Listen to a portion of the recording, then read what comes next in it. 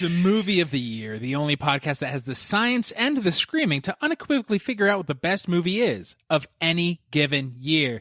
This season, we're digging into 1975, and this week, for you, your very own special bonus show, we are swimming through the shit with Salo, or 120 Days of Sodom if you nasty.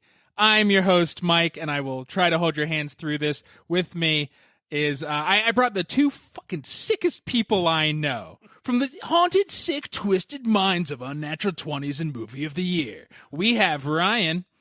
I don't think that you're kidding or lying. I actually do believe that you believe that we are the two sickest people you know. It says here, Mike, that you want me to say in the beginning, I didn't understand this movie because I didn't see the first Salo or the first 119 Days of Sodom. Did you want me to say that now or save that for later? I think there's a typo, and I wish you had just done the numbers. You could say it later and say it right. Okay. Or I'll say it later and say it right. I now have a lot of ideas as a host what to do to my panelists when they fuck up because I watched this movie. Greg refused to even hear that this movie exists, so he is not on this Movie of the Year, and all of our other guests also. So I was like, who's the second grossest person I know? You know her. You loathe her. It's Books. Yeah, I can't say I'm glad to be here, but I am proudly claiming my new title. It's going on my resume. Gonna inscribe a trophy on my shelf. Second grossest person Mike knows, which not something I feel like most people would be proud of, but I'm here. I'm claiming it. I'm a little concerned with Mike's tone to start the show. He seemed like very podcast hosty. This is totally fine. This is a normal episode about a normal movie. Did you want me to be like, listeners? Oh, TW, CW. None of this has to do with the CW or Twitter, but trigger warnings and content warnings. Salo talks about, and by talks about, I mean shows pretty viscerally, torture, rape, all kinds of sexual assault, eating poops, sniffing poops. Just all things considered, fondling. The sniffing of poops was not that bad. Now, Mackenna, you're in the process of planning for a wedding. Did you get any ideas for either the reception or the, what do you call it? Ceremony? Wedding? The ceremony from this movie. A lot, because there are repeated weddings throughout.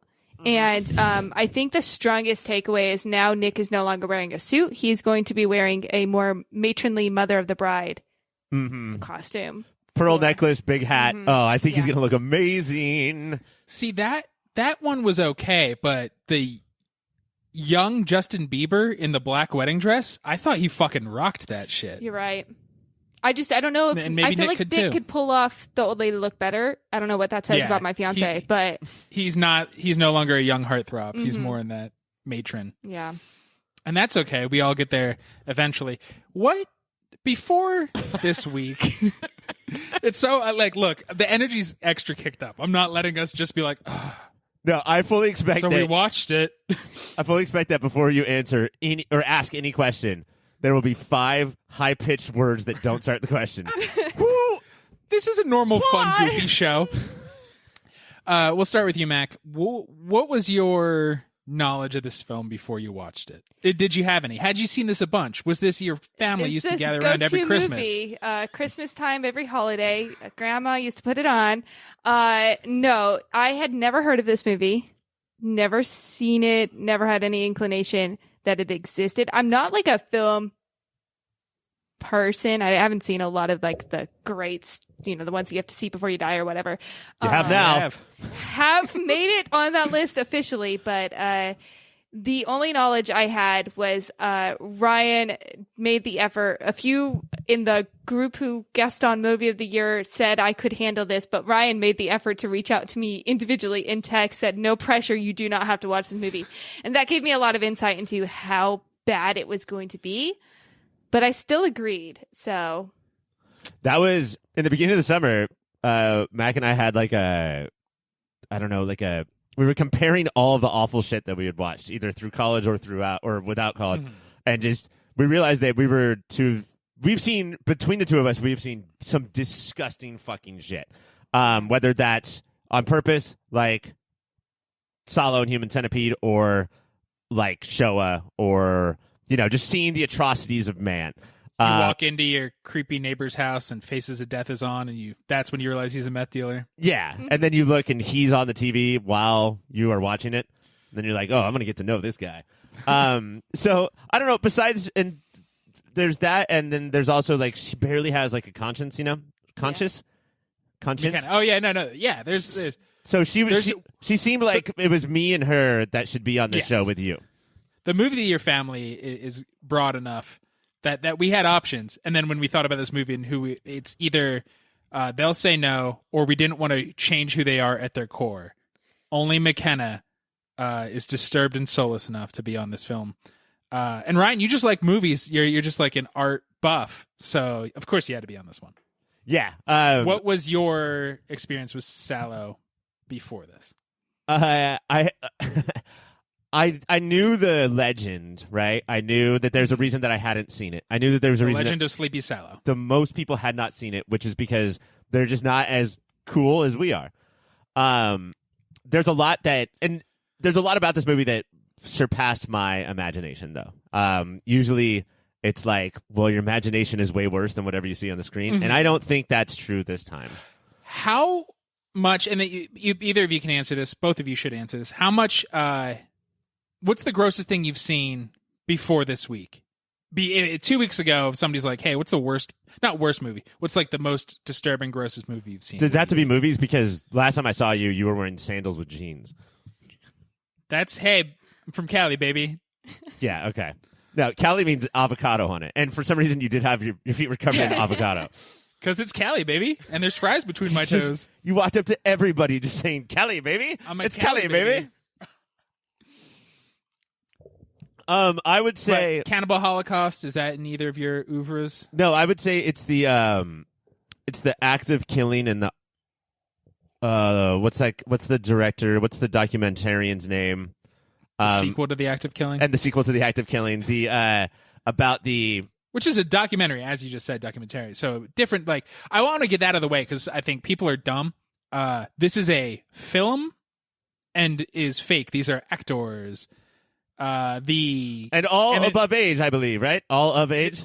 Yeah, they were all above age. Cross your fingers. As far as we know, as far as all the research I've done, and that the director, not like modern directors who make terrible movies, it was light and fun. In between every scene, they were like pranking on each other and playing soccer. They call it football because they're weird Italians. It was a light set because of how disturbing the actual movie is. They made sure that everybody was comfortable and checking in all the time. It's crazy. Like when you read about like the making of it, you're like, wow, where did this kind of empathy go for directors? It reminds me of, I don't know if you guys ever heard about like World War I or World War II. One of those. Have you guys ever heard of those wars? I'm familiar. Sorta. Those are big wars, guys. Fucking look them up. Christmas one night, they were just like, time out. And then they all climbed out of the trenches and just hung out, got drunk, and played soccer, and then went back to war. That's what you just said, Mike. That's what this sounds like. Because basically, during the day, they were in war.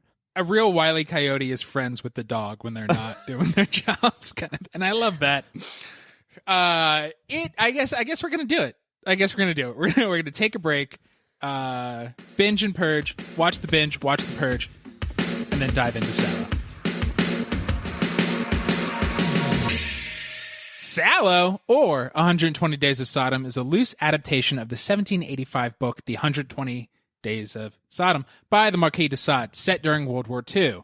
And it was Pier Paolo Pasolini's final film, released 3 weeks after his murder, because it's cursed. It's also inspired by Dante's Divine Comedy. The movie is in 4 segments: the Antiferno, the Circle of Manias, the Circle of Shit, and of course, the Circle of Blood. Banned in countries around the world and named the 65th scariest film ever made, Salo is set in 1944-1945 and follows 4 wealthy, corrupt Italian libertines, the Duke, the Bishop, the President, and the Magistrate, as they kidnap 18 teenagers and subject them to 4 months of torture. With the help of a handful of young soldiers and middle-aged prostitutes, all while pontificating of the beauty of the sphincter and excrement, and trading Cliff's Notes of Nietzsche, Proust, and Pound. Salo's reputation is such that in 2011, Roger Ebert said he had owned the film since its release on Laserdisc, which is about 20 years before that, but had not watched it, citing the film's transgressive reputation. So a guy whose job is to watch movies said, nope, I will own it, I will never watch it. Taste buds, I ask you this. What, if anything, is Pasolini trying to say about us as viewers? I mean, we did knowingly watch this movie. Yeah, I think that is something that you have to reckon with. And that's weird, and it's a little meta, but by the end of the movie, he's like, you disgusting fucker. The director is like, you piece of shit, you just watched my movie. And he's right.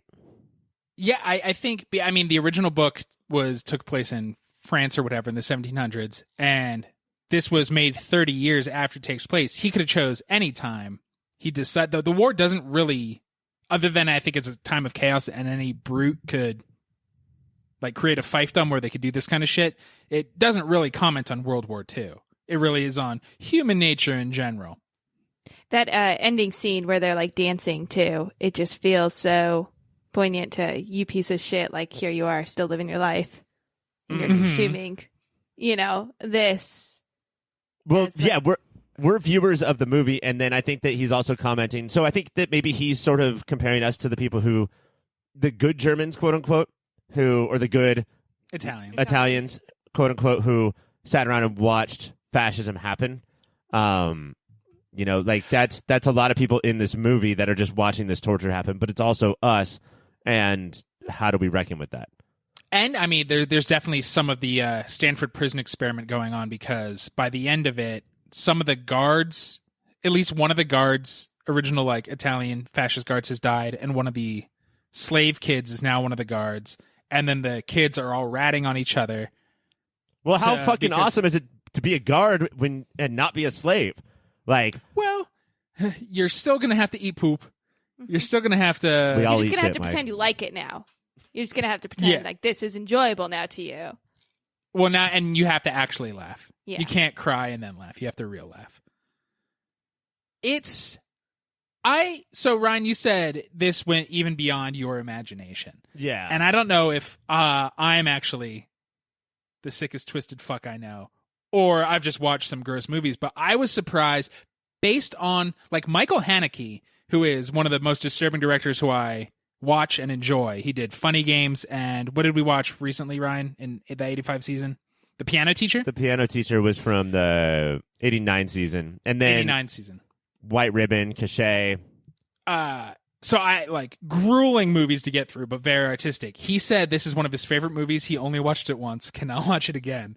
And the Ebert thing, I went in already shoulders above my ears, so afraid of what I'm going to watch. And I think so much of that, the reputation helps it, because there's the tension always. Eating poop for sure got to me. Look, I'm a simple man. I have poop come out of my butt, not poop go into my mouth.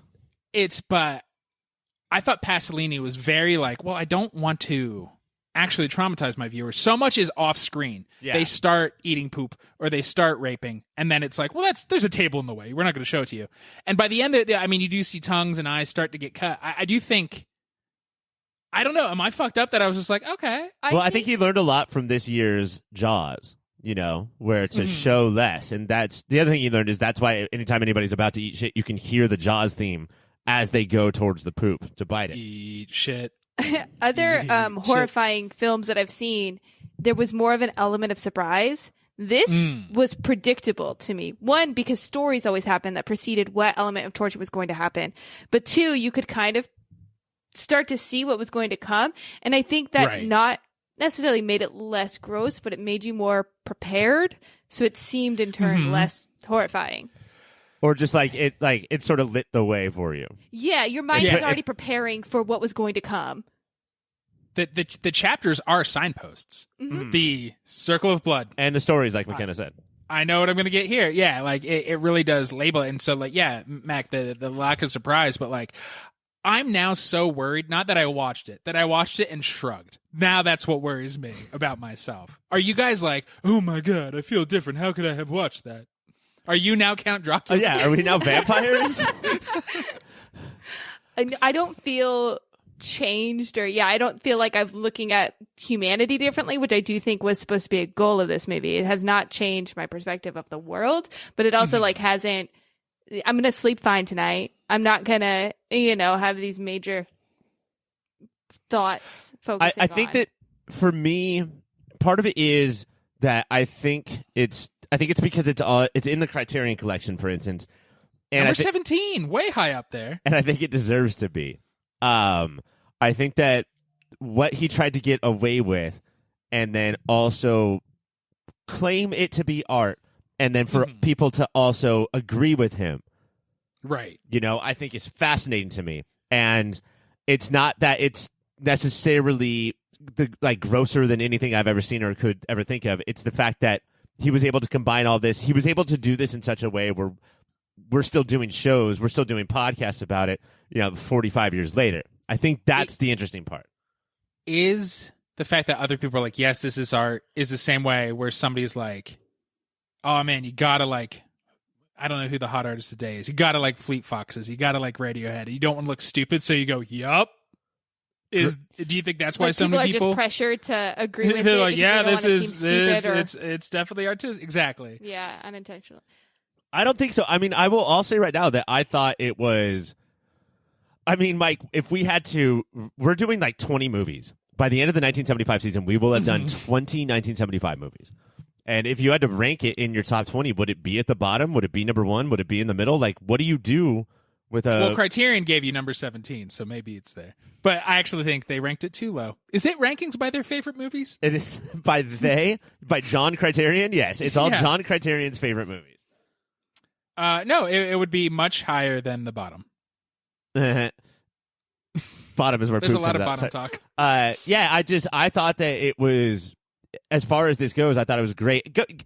We can get to that later, I guess. Going back to the viewer thing, I think that there's so much there to sort of put us in that position that I didn't find crazy. I don't know. Like, I didn't find it too hammy. I didn't think he was putting too much of a thumb on it. But one part I want to talk about is the ending that Mac brought up, where it's just I don't even know what you want to call it. Like, all right, we have like an hour before summer camp is over. Let's get everything done. A montage of torture. it's a torture montage. And basically, there's one of the libertines is up in the tower watching over everything on the bottom in this field. And it actually isn't that many people when you look at it. Like, look at the whole wide thing. Not too many victims and victimizers, but the use of binoculars in two ways. One, to close in on stuff, something that isn't done very often in this movie. And then he turns the binoculars around and creates a wide shot and then turns them back around and does a close-up. Basically, like he's making his own movie. I thought that brought...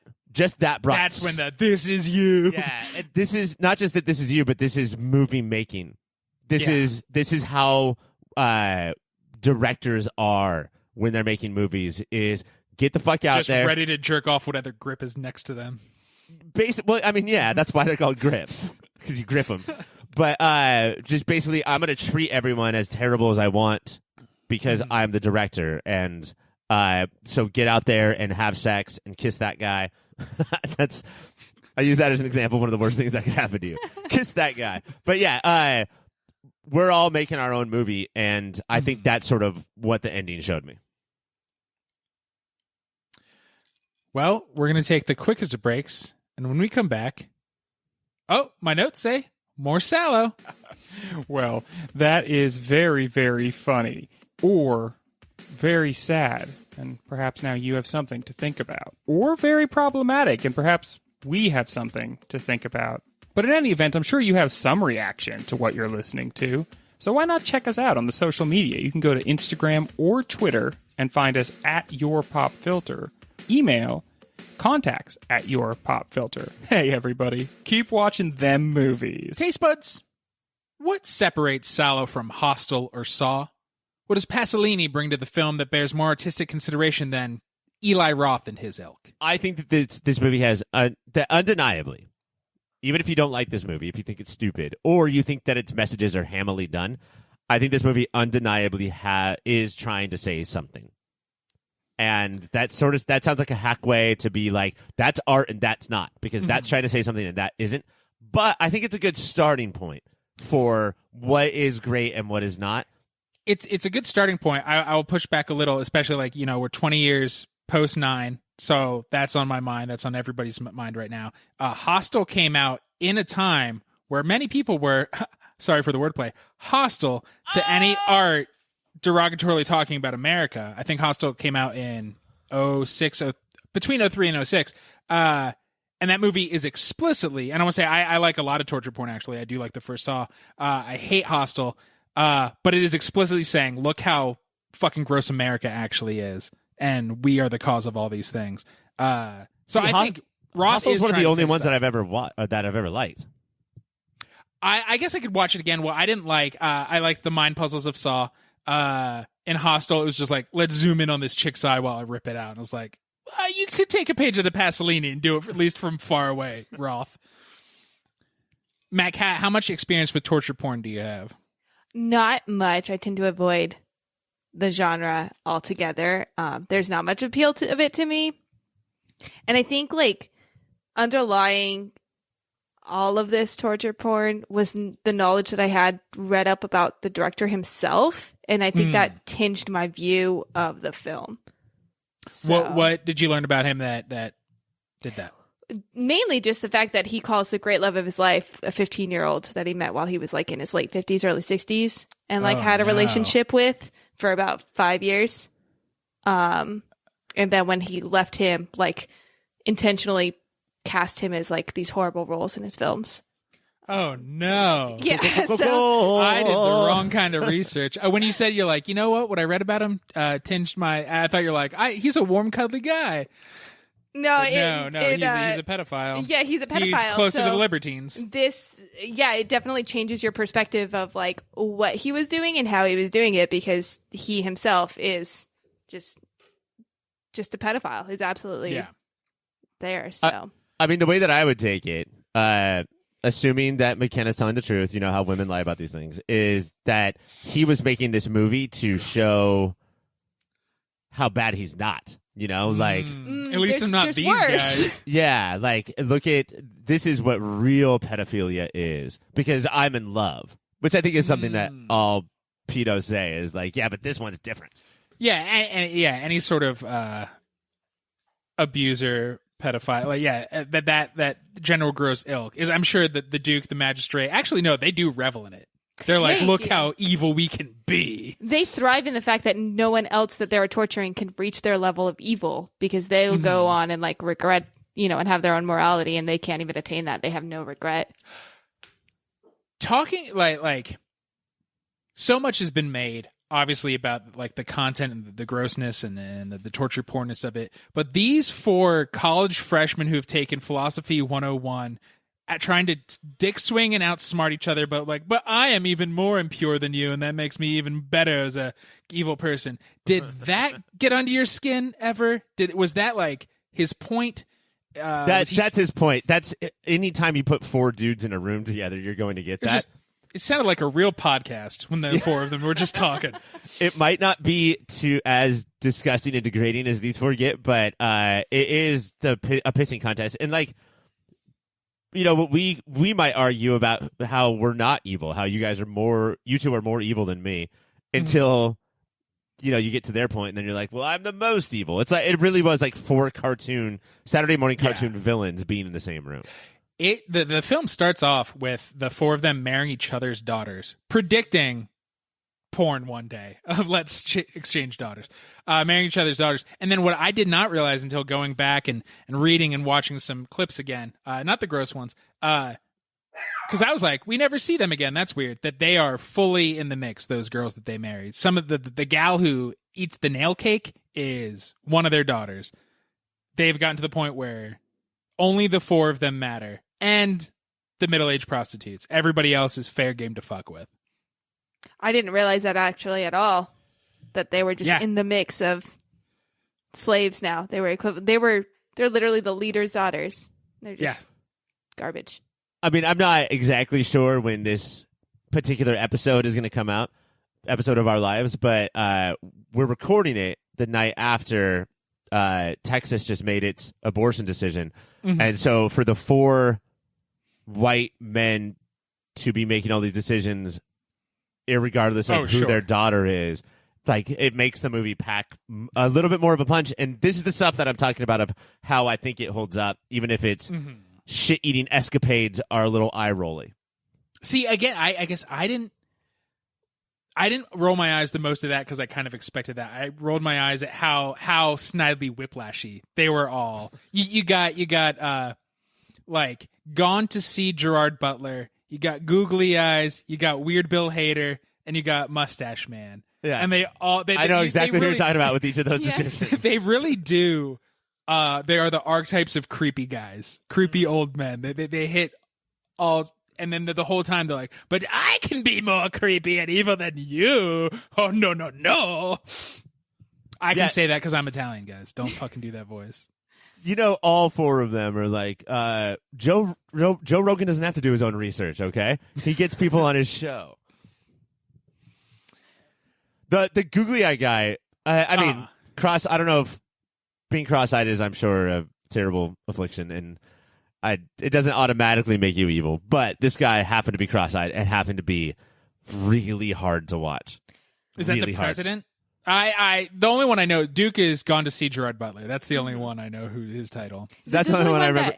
That, like, pulled out the book all the time. Every time someone No, that's Weird Bill Hader. That's what the guy who fucking loves their rules. Yeah. Their love of rules actually is the one thing that made me look at my life. I like when games need rules to work, but how into their own fucking laws and rules. I was like, oh no. And Mike, maybe don't bring that journal to parties anymore that you always bring.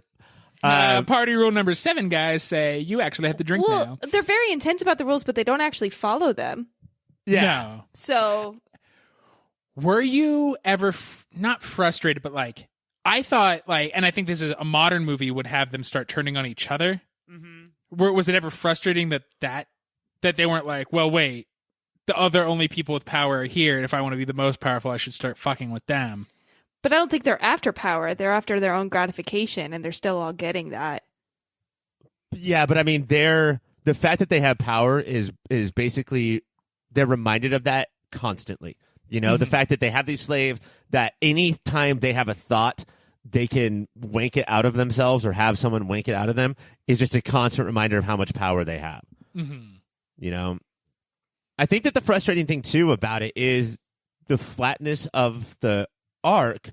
You know, like it's a very not real movie, and I'm not talking about like for Suicide Squad, not real, and like it's so bad it's awful, but like. There's no characters here. Movies can have 4 acts, but they have to have ups and downs, and like they have to have characters learn stuff or something. Like we end this. This does not end with like if the American style would end with all the kids finding guns, or die. If the ending of the 2 soldiers, and I think one of them is an ex-slave. The 2 soldiers waltzing, that could work if there was up and downs throughout the film, but instead. Even if it ended on a crazy down note, at least I guess it does because nobody learns anything. But yeah, it just feels like it starts in this mood, it ends in this mood. Like I kept looking for a reason. Like there was the one girl with like curly dark hair. Mm-hmm. Like we kept honing in on her because she was not like following the rules and stuff, and I kept waiting for her to be like a symbol of something or like create a shiv. Right. Exactly, or to be that one. And I think the only moment we got was when the pianist commits suicide. So 120 days is half a year. So 5.5 months in, she goes, "Wait, what are we doing?" and kills herself because she did not care. Except the only other time it looked like the kids were supposed to be laughing and they're all crying, and she drops her accordion. Never drop an accordion; it's a very fragile instrument. And she runs over and does the worst summer camp sketch with the head prostitute to try to make the kids laugh. Like. Are we supposed to think, and were things cut, that she was trying to sort of protect them in her own way? No, and I mean, like, I'm not arguing that this is great character development, but there are like probably 5 to 10 cuts of her, somebody saying something, and it cuts to her like playing the piano, going, "What the fuck?" She's the only one who like stops and pauses because like the piano playing does stop. Yeah, every time. And it's classic, happens. Like pull the plug out of the jukebox, just like. Yeah, how did she scratch a record on that old school piano? Well, this is starting to get into our next topic, so we're going to take the quickest of breaks, and when we come back, more Salo. Hey guys, thank you so much for listening so far, and let me just tell you that everything ahead of this commercial is much better than what came before it. That's my guarantee. While I have you here, let me tell you about a website. It's called yourpopfilter.com, and it's everything you need that's related to Pop Filter.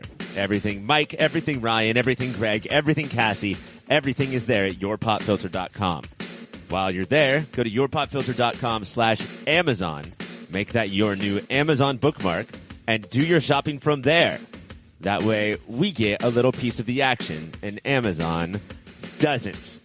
Make sure you're also listening to everything that Pop Filter has to offer, which includes the Superhero Show, a podcast that covers every single TV show that's based on a comic book or comic book property, and Movie of the Year, where we sit down and try and figure out what is the single greatest movie of any given year. That's Superhero Show. That's Movie of the Year. And that's yourpopfilter.com. Rate, subscribe, review. Bye! Taste buds. Most of the movie takes place in a giant room where the entire cast listens to women tell stories, which then inspire the four libertines to new, worse tortures. Why do you think that this not only takes up so much screen time, but is almost the beating heart of the movie? I mean, I think that, honestly, this goes back to the movie making of the movie. That stories beget stories get us to create, even if that creation is terrible. Stories aren't all good. I think that stories most people are like, stories, cool, I like stories. Yeah, just suck the dick of Big Story. Yeah, Big Story is putting money in all of our pocket to walk around town and say that they're great. But sometimes stories are bad, guys. I also think it's kind of like commenting, like there's always that concept of evil breeds evil. You know, you introduce evil to someone and it's going to spread. And with the head prostitute, it did. But you see the direct opposite with all of the kids that are being tortured. They're having the same infliction upon them that she had on her. She embraced it. They're loathing. So why can't you? She thought it was delightful. But if they learned the lesson she did, they would end up killing all the adults.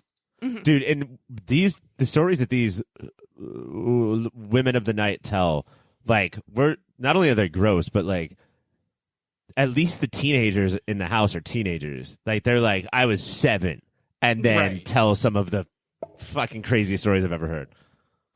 But also, like, the minute they start talking, and the chapters help with this too, you go like, oh, is it gonna go with a guy made you eat poop? Yep.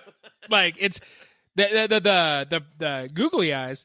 And I'm sorry to any of our googly-eyed listeners, and please email and let me know what I should actually say. But googly eyes stops her. I know it's not that. I know it's not that. He's like, hey, I don't know how big his dick is, how tight your sphincter was. I don't know any of the details. And she's like, oh, you're right. I should become a better storyteller. And then none of them become better storytellers. There's actually no good details. All these, like, this is my problem with like stand-up comedy in movies that people are supposed to be funny. None of these women can tell fucking good stories. Again, no arcs here. It's like, I say my first sentence, I'm like, I bet it ends like this, and it does. And then the guys, these stupid fucking powerful men who think they know everything, are like, hey, I have a new idea that I just thought of, based definitely not on that prostitute story. Let's just do the thing she just said happened to her. Speak on that. I just watched the movie Funny People. First time since it came out, and I could not believe how bad it was. In the beginning of the movie, when everybody's bad at stand-up, they do a really good job about that. But at the end, when everybody's good at stand-up, it's fucking still terrible. Why? How can people write stand-up and write movies, but they can't put stand-up in movies? It's because to get good at stand-up, you have to do it for those jokes for a few years to make them good. So just typing them in right now? Michael Haneke's Funny People. Is that anything? I love it. But I want him to remake his German version from 10 years before that. Mac, who do you think the movie, with this storytelling based thing, that the women are always kind of the impetus to the next new wave of tortures for the kids, who do you think the movie is saying is the most evil here? And I haven't even considered this. I just walked away like, oh, all of them are gross. I still think it's the 4 men are the most evil. And that is only with the knowledge that these women had disgusting things done to them as a child, and that's going to warp anyone's. By these men, maybe not these 4 specific men, right? But by men in general, they're the byproduct of just sick men in their lives, and doesn't excuse any of their actions. But at least you can kind of make sense of it. Whereas these men just chose to. And that's another thing that I thought was super interesting about the movie, is that most movies about power and male power and all of the stuff that this movie was tackling, they speak about literal jism in figurative terms. And this movie really is like these people, because they're libertines, like we're going to literalize the fact that it's just coming and they just want to and they can and they get to and they're going to put themselves in any situation to do it whenever they want, and everything leads to that again. And it's not wrong. Like it is sort of like whether the coming equals power or the power equals coming. This is sort of how it works. And for the ladies to be put in this position, I don't know. I don't blame the ladies because, like we were talking about with the guards, the Stanford experiment, the ladies have to stay alive, and they are awful. But they revel in it. Contributing. It kind of reminded me of, like, to put it in a real world perspective, I got like Allison Mack Nexium vibes from this. Okay, like they're grooming, they're contributing, they're not innocent parties in this. Yeah, they are. Also very Snidely Whiplash cackling at what's about to happen and think like you said, Mac, like they did get things done to them, but it's like that doesn't excuse anything. That doesn't mean you get to laugh and help it happen to other people just because you were victimized. It's and then the guards too, and this is, I did not get this from my viewing, but the guards were also kids, but these were all kids who were chosen because they had huge dicks. So you get a big enough dick, now you get a gun, you're on our team. And then you become cruel. I just think that's so Hollywood. Like, I think that it would be one step to compare this to, like, do a movie about the porn industry and compare it to how Hollywood works. And this is 10 steps even further than that. Fascists after World War II create this sort of hell for actors, children to be in. So you're saying that the handsomer actors are part of the problem, and with the bigger dicks, but yeah, but yeah, like you're gonna come here and you're gonna be put into this machine that we're just constantly churning out this stuff. So is it way more tackling filmmaking in Hollywood than just people as a whole? I mean, that's hard to say. I think that I can make the argument, and that's definitely what I got out of it. But I think that it's just easier to just say it's people as a whole, which is, there's got to be a better way to put that about this movie. But people as a whole, and then where you go from there. It's just the guy's a filmmaker. Right. That's the one thing that we know about every filmmaker is that they're a filmmaker, and that's why movies pop up in movies. I think that could be like a statement of art, not just Hollywood, though, because before filmmaking, you had painting, you had all forms of, and that it's all this gratification of beauty or this, trying to warp things that are beautiful or hold on to things or force art, obsessed things. with art and what it does. So I think it could be a commentary. I don't know if it's necessarily intentional or just underlying. I mean, the other thing that we're missing too, or that we have to include in this thesis that the three of us are working on, is that the four dudes were not training these 18 kids to then go out to society. Right. Like this isn't like, oh, you have to be broken down, but then you can be built up again. They are literally strictly for their own gratification. And that's fucking crazy. I'm not sure where that lands on the whole art argument. Just that people who create art, they are just jerking themselves off, basically. For their own consumption, essentially. Like they're just making things for their own soul pleasure, but not to... Right. Yeah. Go out in the world and affect anything. And is that not Pasolini? Like, is that not? Is that... Can you see... Pasolini? I mean, is he just doing this for his own gratification? Especially considering how many countries were like, well, you're not fucking showing this movie anywhere. So he's like, I'm going to make it anyway. Did I tell you the one thing that I read about him?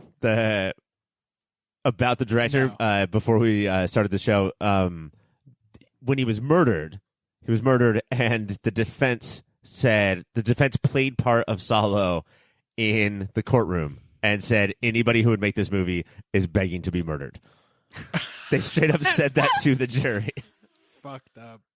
Just so all of our listeners get a picture of what Salo is like. They're like, we don't need a defense. We're just going to play one of his most recent films, and it'll speak for itself. So I think the most hard-hitting question is this fascism bad, yes, no? I think fascism is bad. I'm kind of getting that. I'm not sure if I've understood the full Oh my film, God, but McKenna, yeah. it's taken us so long to get you to say that. Yeah, it's this. We did this to finally make you say This it, is my intervention. You said some weird things in the past. I actually think it's not about the political movement of fascism that much, other than that it's in all of us to become this warped and gross. It's the very hackneyed absolute power corrupts absolutely. And Yeah, I think it's the very hackneyed who are you in this movie, and you're everyone. Whoa. Yeah. What were you going to say, Mac? Oh, I was just going to say, I absolutely agree, because halfway through the film, you forget that it's entirely a commentary. They kind of go into philosophy occasionally, but you forget that fascism is an underlying commentary Right. happening, and it's just this corruption and evilness of man. When they have people at their disposal, they're going to treat them like shit. If they were going to remake this today, who should direct it, and who would the four libertines be?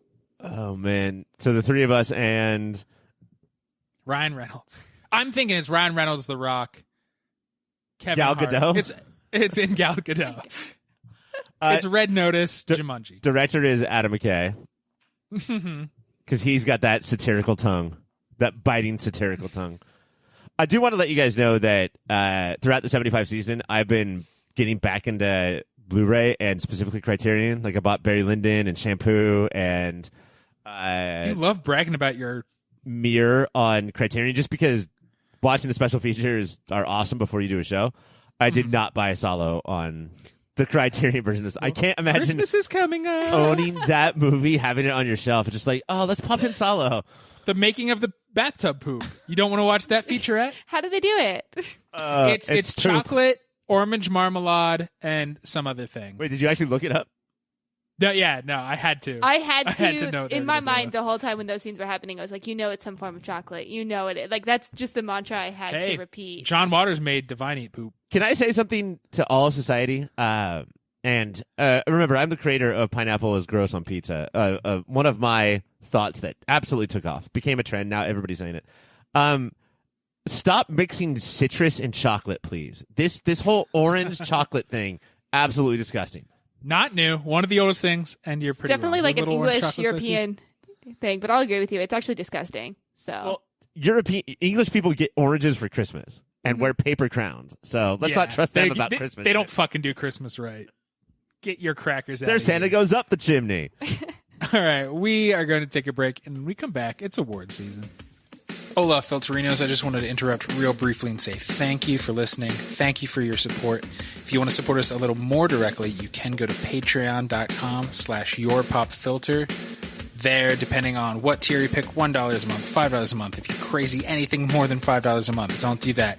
You can get extra content. There's extra shows, extra series, behind-the-scenes stuff. You could pay for Ryan to draw you a picture. I can write you a poem. You can get the shirts off our very own backs. All of that and so much more over at patreon.com/yourpopfilter. While you're on the internet, you should check out Shady Monk. He does all the tunes you've been listening to.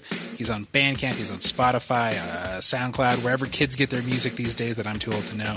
Shady Monk lives there. You can probably follow him on Twitter and Instagram as well. That's Shady Monk. Wherever you get music, check him out. Taste Buds, I don't know if you can believe this, but Salo did not win any Academy Awards that year. astonishing. I can't imagine, Not even special effects. A lot of this stuff looked real. Best poop? Best poop? But again, none of it actually was real. Fucking watch it, you little babies. I do think that this is why, I do squirm at Faces of Death, and I've had to turn it off when I've walked into people's houses, because that is real. Cannibal Holocaust, real fucked up shit actually happened. It's just a gross movie by a pedophile, I guess. So that doesn't make me great watching it. Thanks, Mac. Sorry. I thought you both would have definitely seen that and looked that up. I looked up a lot of things and did not find that. All right, so we are going to give it awards because it does deserve awards. Starting with, I actually think the hardest award to give this specific movie is biggest cringe. Mackenna, what do you got? So this is a struggle, but I kind of went with one that I think was supposed to be cringier, and it didn't. It was a delayed cringe for me, and then it made it cringier. But there's a moment where I think it's Helene, one of the prostitutes, is talking. She's telling her story, but she cannot stop laughing throughout her recounting of her, early prostitute days, and just that like forced but also natural laughter in that moment was very cringe for me. All right, Ryan. One of the scenes that we did not get to is they decide as a fun game they're gonna try and figure out who has the best butthole, and so they make. Is that funny to you, Mike? Oh, you fucking think what happened is funny? The way you said they make these underage children, okay, bury their face in the ground. Oh, you are still laughing and show their butthole. Hey, they don't want to do favoritism. They don't want to see their faces. The lights are dark, so they don't know if it's a boy or a girl. They also, they say the lights are down. We don't want to see if it's a boy or a girl, so we can't see the faces. But you know what you can see? I'm assuming all the dudes are pulling up their fruit bowls. Okay, they better be. Because otherwise, this is not fair. It's hard to be in that position and not just have your nuts swinging in the wind like a goddamn inflatable thing in the front of a used car lot. A wavy wacky tube man? I have very light nuts. They're big. Obviously, they're very big, but they're light. They're like balsa wood, and they float. Yeah. Windsock. Anyway, what the fuck was I saying? Oh, so they're walking around. This moment turned into just a whole little tangent about Ryan's nuts. Thank you. They're walking around with flashlights, looking at all these buttholes. Sorry. Or as I call it, the Republican Party. I'm trying to be topical with humor. You've done better. And they start arguing about who has the better. Just the four dudes. They stop looking at the buttholes. That's the whole reason for being there. And being like, well, I have a better nose for who has a better butthole. Mm-hmm. And then one guy's like, fine, I'll give it up to you. I think it's, as Mike called him, and definitely not me, the googly-eyed man, says, fine, you guys can win, but the one that I said has the best butthole, I want you to save them for me for later. It's just, boys will be boys. Dudes can't stop being fucking dudes and having pissing contests, even in moments like this. So much of it is I think mental fucking with these kids. Obviously there's a lot of like pain and sexual torture, but it is, well, they constantly say, I need to deflower them. And we don't see it, which is good, but I think so much of it is that now that's haunting. Whoever that individual was, they were like, well, that one's mine. And same with the kid who won. They're like, well, you're going to die. And he's like, right now? And they're like, they did like a fake Russian roulette gun to his head. They're like, just fucking with you. You're going to die someday because you have the best butt, but not today. And so now it just sits with him. But he's freaking out because these four psychopaths have a gun to his head. And they're like, you little bitch, you thought we were going to kill you. Yes, I did. Because look at all of the other stuff. I guess I'm the asshole. I guess I'm the best asshole in this place because I thought you were going to kill me. Salo. Mine is it's the one time that I had to like turn away for a while was the first time. I think it's the first poop we see. It looks bloody. It's a log in a bowl. Oh yeah. And I was just like, and then connected to that scene is when one of the kids who gets forced married is that they're not allowed to wipe their mouths, and so the guy he's married, they both have shit all over their faces, and then he gets forced to make out with the old guy. And I was just like, I'm gonna say that made me cringe. Really big cringe. Best pound for pound performance, Ryan. I have to give it.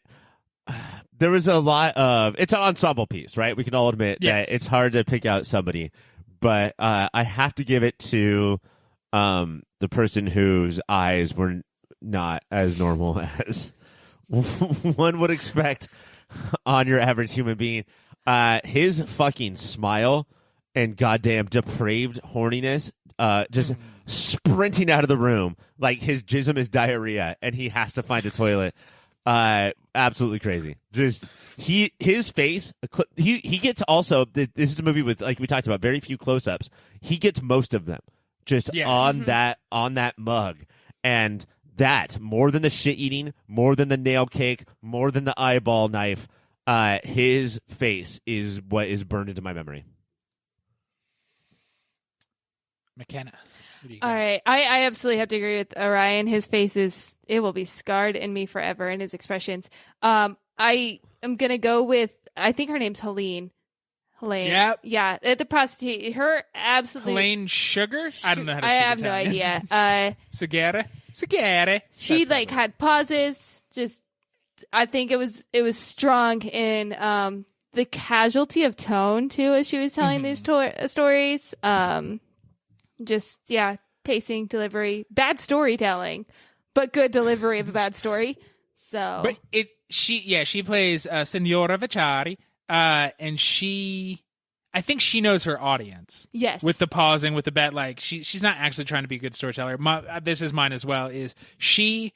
So many of their performances are broad and big and hammy and campy, and hers never took me out the way the Four Libertines. Sometimes they were all like, and now I'm a big monster evil man. I'm like, all right, bros.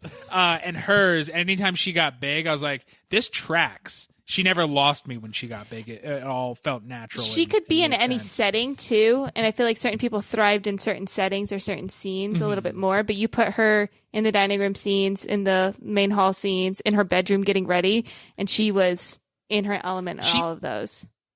She felt vaudevillian, whether she was owning the main hall or whether she and the piano player were doing their little who's on first shit, or her getting ready in the big, like, she felt big and vaudevillian. The thing that she reminded me of, and I think that this is on purpose, is it's a movie trope and probably best done by Bernadette Peters in Blazing Saddles, but like throughout all classic Westerns, is that the madam who gets on stage and performs the stage show in the Western saloon. Almost like she's the Chuck E. Cheese and the animatronics of the pizza and entertainment arcade. But yeah, that was it's like she was like, I know what's going on here, but the show must go on. And she was more of a show person than she was a fascist torturer, which she technically is. Oh, for sure. Final But award. I do have to give special credit to, first of all, the Duke, because that is what his name was, and that is what he did. And then also 18 kids, one of them was an animated cat. And I thought that would take me out of it, but it didn't. I thought that animated cat that rapped fit right into the entire movie. If we're doing the honorable mentions, I thought the mustachioed guard, the boy who just learned he could grow a mustache, he was the guard standout of evil, and like really felt like he's the kind of dude who was like, I'm in this situation, I'm going to be the best fucking kid I can be in this situation. Oh, I'm going to be the next libertine. And like his eyes sold it. Mike, he's Italian. How old do you have to be to grow a mustache? 7. Yeah. Final award, director's signature moment, Mac. So this is the only film by this director that I've seen, but I have to assume this is something he does in a lot because it seemed very intentional. And that's this intentional slowness. That we would stay in a scene after everyone had emptied out, or we would stay kind of behind some like weird Catholic statues in a room and watch two people like go into the bathroom area and stay kind of hidden from view before joining them. There was an intentional delay. It wasn't quick cuts to next scenes or next rooms. It was a slowness. And I think it felt very intentional of like kind of building the anticipation of what was going to happen next. Letting you reflect on what had just occurred before you could escape it. You couldn't get away from moments very quickly. You had to linger in them. You know what? I had like 3, and I wasn't really sure, but I realized that they all have to do with what Mackenna said. Like, basically, what happens to us is we get put in there as someone who sort of snuck in, and we peek around corners, and we're moving around the house, and he does that thing where instead of the camera moving in like a, new age sort of modern way where we know the camera's moving because Michael Bay sees Megan Fox's ass, the camera moves and we don't notice it. We don't even notice that we're like being dollied closer to this shit, or that we're just going to stand here, like Max said, behind the statue and sort of peek around. But his restraint, really, his of all of the disgusting things that we see, to use that word restraint seems crazy, but I don't think that we saw that in the late 90s, early 2000s with the torture porn, wave. The restraint is really admirable in this movie that seemingly shows no restraint at all. Yeah, mine is also connected to that then. Is that for so much of the movie, like we've been talking about, is all the foulest acts are hidden. but then it's at the end. So I was like, all right, so a knife towards the tongue. I'm not going to see. Oh my God, I did just get to see that tongue ripped out. So by the time you're seeing everything, it's really shocking because this an hour and a half of this movie has taught you you're only going to have to imagine what's happening. And it's so through binoculars. Like he makes sure he does that effect where you just see the binocular circles on the screen because we feel removed because we're watching this on a screen, and so does the person watching it in the movie because they have the binoculars in between them. It's all, like we don't see the grossest shit. Like the stuff with the tongue and the stuff with the eye is really not the rest of the movie. The rest of the movie is pretty downplayed compared to that. All right, final thing, recommendations. Oh, shit. What should somebody watch? I can go first if you need a minute to think. First. I think if you want to see a movie that's about how rich people suck, that I will say I think is better, is a better film, is The Exterminating Angel by Luis Buñuel. And it's all these rich people have a party and then find out they cannot leave the house. And so they slowly fall into madness and chaos and violence. It's not there right away. And it reminded me of that in that way because so much of this is in that one room in the mansion. But yeah, go check out The Exterminating Angel. Not a gross movie. Ryan, what do you got? I was going to say The Exterminating... Did anybody do The Exterminating Angel yet? It's the first I've heard of this. Okay. Oh, man, doing a Buñuel movie is a good idea because there's other ones that are less plot, like less on the nose, but more gross, Yours has the same ideas, but less of the grossness. You know what I'm going to say? I'm going to say Eraserhead because I think Eraserhead gives you that cult credibility that I saw a weird movie, but I think it's imminently more watchable and imminently better with basically the same things, which is just the man's going to keep you down at every... Also, my favorite theme, which is Tiny Hand Mike going... That would be so fucking creepy. Mackenna. All right. But it's more fun, I would say. Yeah. I am going to go a little off course from this, but if you want to watch a movie, very much the opposite, but similar themes, kind of touching on rape, pedophilia, predators, but in the opposite way in which the person gets what's coming to them, I would say Hard Candy. The film would be a good venture into that. But a little more satisfying at the end. You know what you're supposed to take away. Yeah. I think those are good choices. What a fun movie night I'm going to program for unexpecting friends. I do think that a good palate cleanser after Salo is not necessarily, How to Train Your Dragon 2, but some comeuppance. I think that's a good call, is to like, okay, I watched Salo. Good, I did it. Look at me. But now it would like some victimizer to get victimized. Right. Maybe Last House on the Left. The beginning is going to fuck you up and it's going to be more brutality. But then the rest of the movie, it's more brutality, but it's brutality you can cheer for. Yeah, you're rooting for the violence and you're getting your rage satisfied. Like at Medieval Times, Dinner and Tournament. Mm-hmm. Yeah, you know what? Also, go there. Recommend that's my recommendation. Go to Medieval Times, choose the Green Knight. Red Knight. Not in this house. All right, that is the show. Mackenna, got any plugs? Yeah, if you want a whole lot less torture, violence, gruesomeness, but still every bit as unexpected, I guess. Not true. I've listened. Not true. Okay, there's a lot of poop. Actually, if you're into the poop it's at least as deeply focused. The poop can be satisfied if you go over and check out Unnatural 20s. We're on Spotify, Apple Podcasts, all the places you can watch them. Or listen. That is our new sticker, everything. T-shirt, the poop can be satisfied. All right. Ryan, is this our last bonus show unless we decide to do more bonus shows? This is it as of this recording. And again, I'm a little confused as to when things come out.